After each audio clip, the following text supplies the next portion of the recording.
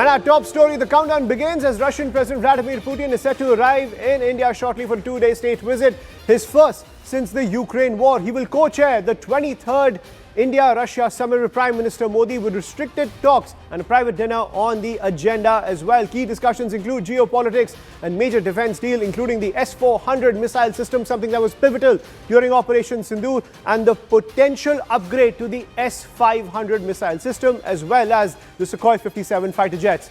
Amid shifting geopolitics and global scrutiny, all eyes are on the handshake that the world is closely watching, especially the West, as India and Russia boost their all-weather ties. But let's look at the avenues where Russia and India can in fact achieve what many have called a no-limits partnership. Let's look at defense and technology cooperation, something that is central to India-Russia ties. If Russia delivers more S-400 regiments and offers significant technology transfer with the S-500, India could both upgrade its strategic air defense and strengthen domestic manufacturing and maintenance capacity. This would align with India's push under its self-reliance policy while preserving strategic depth. Let's talk about energy security and diversified fuel supplies. With global energy volatility and sanctions on Russia pushing up uncertainty, India's continued supply of Russian oil gives it a buffer. For Russia, India becomes an anchor buyer, helping Moscow maintain energy revenues even under pressure. Let's talk about economic and trade expansion beyond the entire oil equation. Now, both sides have signaled interest in a broader trade deal, exporting Indian pharmaceuticals, processed foods, marine goods, consumer products. If successful, this diversification could narrow India's trade deficit with Russia and generate more balanced trade flows. Then there are financial and payment cooperation avenues, given the difficulties imposed by Western sanctions and pressures on global banking. Now, establishing a stable rupee-ruble settlement mechanism could allow both trade and investments to flow with lesser exposure to Western financial systems. Then there is another paradigm which could expand after these talks between Prime Minister Modi and Russian President Vladimir Putin. Civil nuclear energy and collaboration. Now, talks are expected around small and medium nuclear reactors.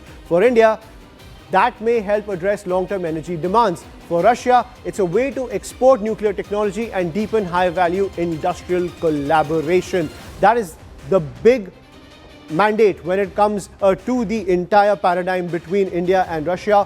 What can be achieved and what is already in motion when it comes to expanding ties between the two sides. That is the big overview that's coming in as we wait for President Vladimir Putin to touch down in India for that two-day state visit. Remember, several things are on the anvil as India only aims to expand its all-weather relationship with Russia. Russia has helped India ever since independence to boost its national security paradigm as well as defense infrastructure. And Russia has made it extremely clear that it wants to expand the paradigm with India beyond the traditional avenues of cooperation ever since independence. I'm joined by my colleague Simran Babur, who's reporting live from Hyderabad House. Simran, so clearly everyone is waiting for President Putin to touch down so that the ambit of the cooperation between India and Russia only expands. Several things on the cards when it comes to defense, civil nuclear technology, as well as trade. What is the MEA hoping for when it comes to day one? What kind of tone can be set so that we can see those major deals roll out?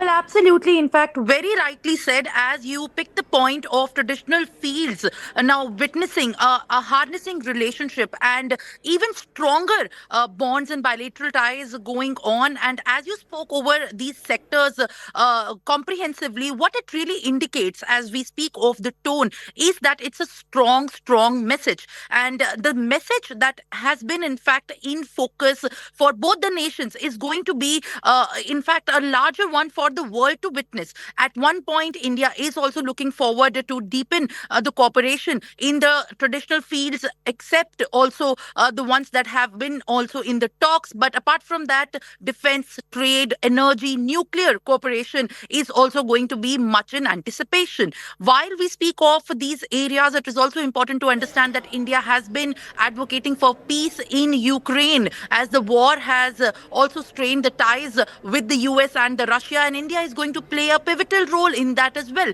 as India has hoped and earlier as well stressed very significantly on how exactly war and dialogue is only going to be the solution forward as far as the war and the situation and crisis between Russia and Ukraine is concerned. While there has been tensions brewing over there, more the dialogues and emphasis is going to be on strengthening the trade ties while the sanctions are there in place.